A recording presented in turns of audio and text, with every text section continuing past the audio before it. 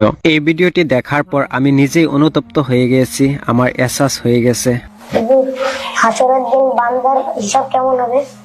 ছাত্র যখন হুজুরকে প্রশ্ন করলো, হুজুর হাসরের দিন বান্দার হিসাব কেমন হবে, তখন হুজুর মুখে প্রশ্নের উত্তর না দিয়ে ডাইরেক্ট প্র্যাকটিক্যালি ছাত্রদেরকে বুঝালেন। কত সুন্দরভাবে ভিডিওটি দেখলেই আপনিও অনুতপ্ত হয়ে পড়বেন, আপনারও এহসাস হয়ে যাবে হাসরের বিচার কেমন হবে। আর সেটা কিভাবে বুঝাইলেন ভিডিওটি সম্পূর্ণ দেখেন। এই নাও 100 টাকা, আগামীকাল ছুটির দিন, তোমার যা মন চায় তাই কিনে কেটে খাবা। যাও। তাওহীদ, এদিকে আসো। এভাবেই প্রত্যেকটা ছাত্রকেই কাউকে 100 টাকা, কাউকে 80 টাকা, কাউকে 60 টাকা এভাবে দিতে দিতে লাস্ট মুহূর্তয় আব্দুর রহমান, জি হুজুর। এদিকে আসো। এই নাও 5 টাকা। এই 5 টাকা দিয়ে তোমার যা মনে চায় খাবার খেতে সেগুলো খাবা, ঠিক আছে? যাও। আসো এবার আলবি আসো।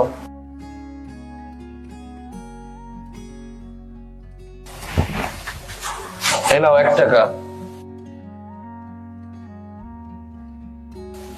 1 টাকা দিয়ে তোমার যা খুশি, যা খেতে মন চায় তাই খাবে।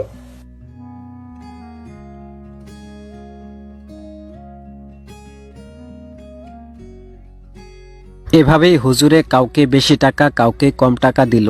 যারা বেশি টাকা পেয়েছে তারা মনে মনে অনেক খুশি, আর যারা কম টাকা পেয়েছে তারা খুশি হতে পারে নাই। তারপর হুজুরে কি করলো দেখেন। শোনো, আগামীকাল তাহলে সাপ্তাহিক ছুটির দিন, তোমাদেরকে যে টাকা পয়সা দেওয়া হয়েছে তোমরা সকলেই তোমাদের ইচ্ছা মতন খরচ করবা, কিন্তু শনিবার সকালে নাস্তার টাইমে বোর্ডিং ঘরের সামনে এসে তোমরা কে কি খরচ করলা সবকিছুর হিসাব দিবা, ঠিক আছে? তাহলে যাও।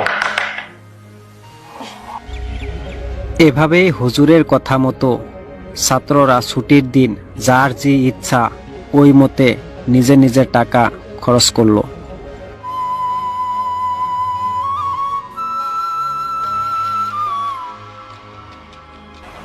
একটা একটা চকলেট দিন।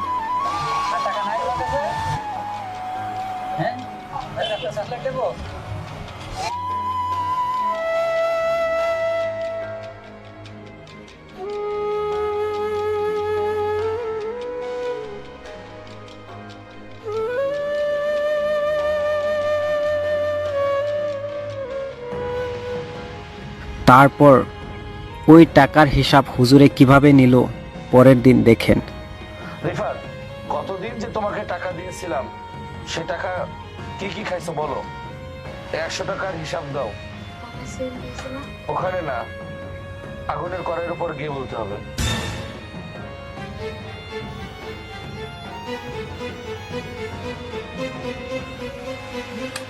আগুনের কড়াইতে। দাঁড়া দাঁড়া, জুতা খুলে, জুতা পরে না, জুতা খুলে গিয়ে হিসাব দাও। হ্যাঁ হ্যাঁ, জুতা খুলে উঠো উঠো উঠো উঠে এবার হিসাব দাও। কোন আইসক্রিম খাইছিলাম, আর এক জুস খাইছিলাম, এক বিস্কুট খাইছিলাম, চানাচুর খাইছিলাম, আর এক বিস্কুট খাইছিলাম। হ্যাঁ, যাও যাও, এখানে গিয়ে পানিতে তাড়াতাড়ি পাও দিয়ে ফেলো, পাও দিয়ে ফেলো, ঠান্ডা করো। তাহলে তোমাকে 80 টাকা দিয়েছিলাম না, তুমি 80 টাকার হিসাব দাও। ওই আগুনের কড়াই থেকে হিসাব দাও। তাড়াতাড়ি যাও, যাও, জুতা খুলে দাও, জুতা খুলে দাও।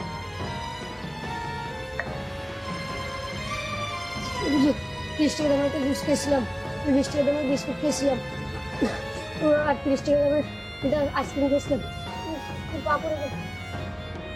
যাও যাও, ওই যে পাও দাও, পানিতে পাও দাও, তাতে ঠান্ডা করো, পা ঠান্ডা করো, দ্রুত দ্রুত যাও। তোমাকে 60 টাকা দিয়েছিলাম না, ওই 60 টাকার হিসাব দাও। এভাবেই হুজুরে প্রত্যেক জনের কাছ থেকে পই পই করে প্রত্যেকটি টাকার হিসাব নিল।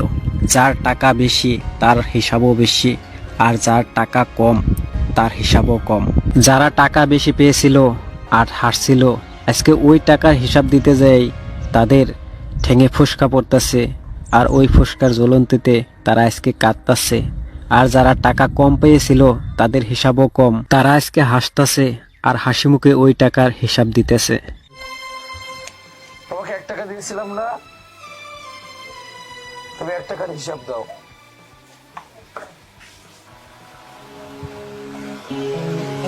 তুমি 1 টাকা দিয়ে একটা চকলেট খেয়েছিলে। যাও যাও যাও, তাড়াতাড়ি ঠান্ডা পানি লাগাও, ঠান্ডা পানি লাগাও। লাগবে না। লাগবে না? লাগবে না, এদিকে এসো। তোমার প্রশ্নের উত্তর পাইছো? জি হুজুর। এটা মাত্র হাসরের বিচারের নমুনা। এই দুনিয়ায় মানুষের অর্থ সম্পদ যত কম, তার হিসাব তত সহজ। আর মানুষের অর্থ সম্পদ যত বেশি, হিসাবও তত বেশি।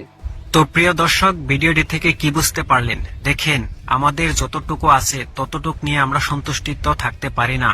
আমাদের আরো লাগে। মাটি, বাড়ি, গাড়ি, অর্থ সম্পদ যত হবে ততই আমাদের লাগে। কিন্তু আমরা একটা কথা চিন্তা করি না, যে একদিন হাসরের ময়দানে আমাদের প্রত্যেকটা অর্থ সম্পদের হিসাব দিতে লাগবে পই পই করে। তাই বলি, নিজের যা আছে তা নিয়ে সন্তুষ্টিত থাকেন। রিজিকের মালিক হলো আল্লাহ, আল্লাহর উপর ভরসা